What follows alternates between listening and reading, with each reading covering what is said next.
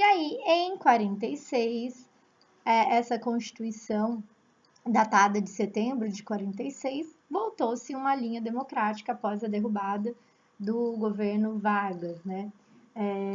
Retomou a linha democrática que já estava instaurada em 34 também com Vargas, né? Eu sempre divido Vargas bonzinho, Vargas malzinho, e foi promulgada de forma legal após a deliberação do Congresso, porque agora de forma legal, porque antes o Vargas fez da cabecinha dele.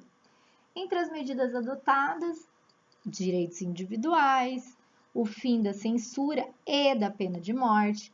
A carta também devolveu o poder ao executivo, legislativo e judiciário, deixando todos eles independentes um do outro, estabelecendo o equilíbrio entre esses poderes, porque um poder serve justamente para regular o outro, para fiscalizar, para organizar, tá?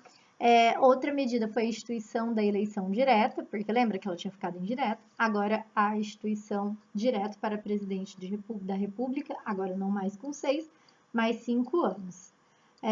As demais normas estabelecidas pela Constituição foi a incorporação da Justiça do Trabalho do Tribunal Federal, de recursos ao Poder Judiciário, pluralidade partidária, então agora volta-se a ter as liberdades partidárias, condicionamento do uso da propriedade ao bem-estar social, possibilitando inclusive a desapropriação por interesse social. E entre as medidas destacadas, emendas à Carta de 1946, o chamado Ato Adicional de 61, que institui o regime parlamentarista. Essa emenda foi causada justamente por conta de uma crise político e militar depois que o Jânio renunciou, né? Então se estabelece parlamentarismo. Com essa emenda prévia, a consulta popular posterior, por meio de plebiscito, realizada em 63, o país acaba retomando o regime presidencialista que foi escolhido pela população, não o regime parlamentarista, tá bom? Mais adiante a gente vai falar mais sobre presidencialismo, parlamentarismo e tudo mais. Agora 67. O que acontece em 64? Em 64 tem o golpe de 64, né? A entrada dos militares no poder.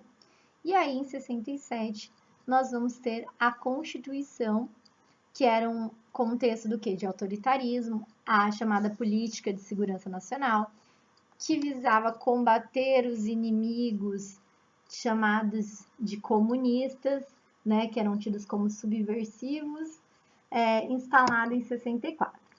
O regime militar conservou o Congresso Nacional, mas dominava o controle do Legislativo. Dessa forma, o Executivo encaminhou ao Congresso uma proposta de Constituição, que foi aprovada pelos parlamentares e promulgada em 67, né? Então, 3 anos depois. Mais sintética do que a antecessora, essa Constituição manteve a federação, com expansão da União, adotou eleição indireta para presidente da República, no caso por meio de colégio eleitoral, né, que tinham seus delegados. O judiciário também sofreu mudança e foram suspensas as garantias dos magistrados. Essa Constituição depois ela foi emendada por diversos atos institucionais que serviram de mecanismo para legitimação e legalização das ações políticas e militares, dando a eles extraconstitucionalidade. De 64, para vocês terem ideia, de 64 a 69 foram decretados 17 atos institucionais, regulamentados por 104 atos complementares. Então, essa Constituição ficou sofrendo emenda o tempo todo. Mas um dos mais famosos atos institucionais que vocês já devem ter ouvido falar é o AI-5, que foi justamente no final de 68, que foi um instrumento que deu regime ilimitado de poderes ao executivo, né? Qual que foi a primeira consequência? De novo, fechamento do Congresso Nacional por quase um ano. E recesso dos mandatos de senadores, deputados e vereadores que passaram a receber somente a parte fixa de seus subsídios. Entre outras medidas do AI-5, como vocês já devem saber, suspensão de qualquer reunião de cunho político.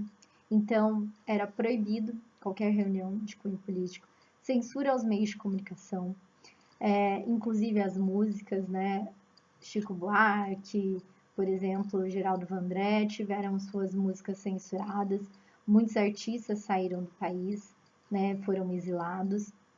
Tiveram censura no teatro, no cinema, suspensão de habeas corpus para chamados crimes políticos, ou seja, a possibilidade de responder em liberdade.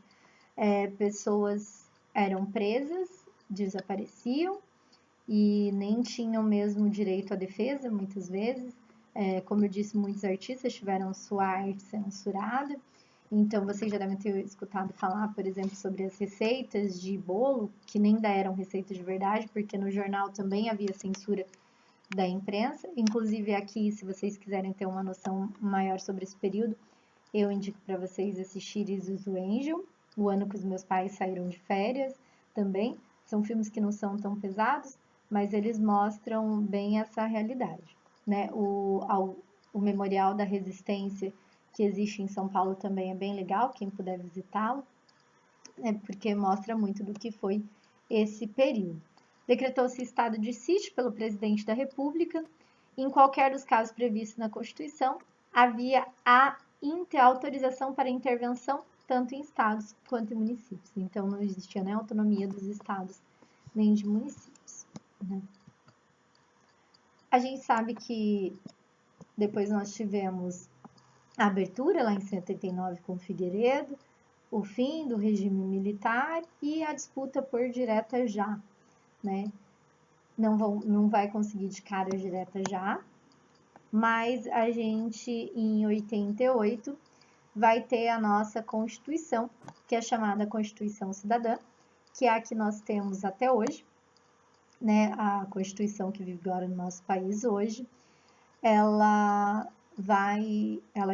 é chamada assim de Constituição Cidadã, porque ela abarca um grande número de direitos, né, tanto direitos sociais, civis, políticos e humanos, por isso que ela é chamada de Constituição Cidadã.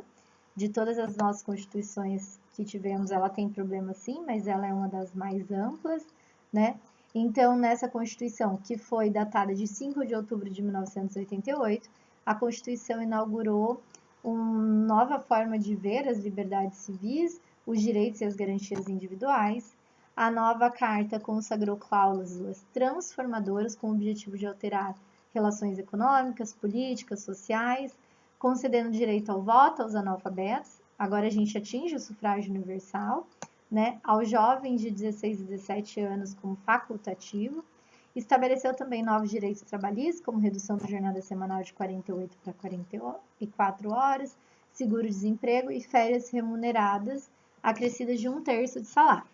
Outras medidas adotadas também pela Constituição de 88 foi a instituição de eleições majoritárias em 2 turnos, direito à greve, à liberdade sindical, aumento da licença maternidade para 3 para 4 meses, licença paternidade para 5 dias, criação do STJ, né, que é o Superior Tribunal de Justiça. Foi também criado o habeas corpus, né? Destacam-se ainda as seguintes mudanças: reforma no sistema tributário, liberdade de imprensa, né, o fim da censura a rádios, TVs, teatros, jornais e demais meios de comunicação. E alterações às legislações sobre seguridade e assistência social. Gente, eu fiz aqui um resumo bem resumido para vocês, tem muito mais elementos. Inclusive, a Constituição de 1988, ela é enorme. Eu subi ela também lá em PDF para vocês, lá no meu Drive. O link está na bio, como eu já disse anteriormente, então quem tiver curiosidade, dê uma olhada lá. Mas a ideia ao ver as constituições não é saber sobre as questões só históricas, mas a gente vê como que os direitos, como que a Constituição da Cidadania estava presente dentro do processo de mudança dessas constituições, né?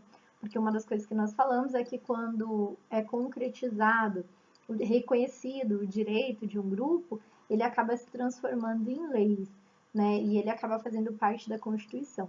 Então, para a gente pensar o processo de Constituição de Cidadania no Brasil, nós podemos olhar a partir das constituições, o que significava esse processo. É esse exercício que eu quero que vocês façam, tá bom? Beijinhos e até a próxima. Depois me conta o que vocês acharem e tirem dúvidas, por favor. Beijo!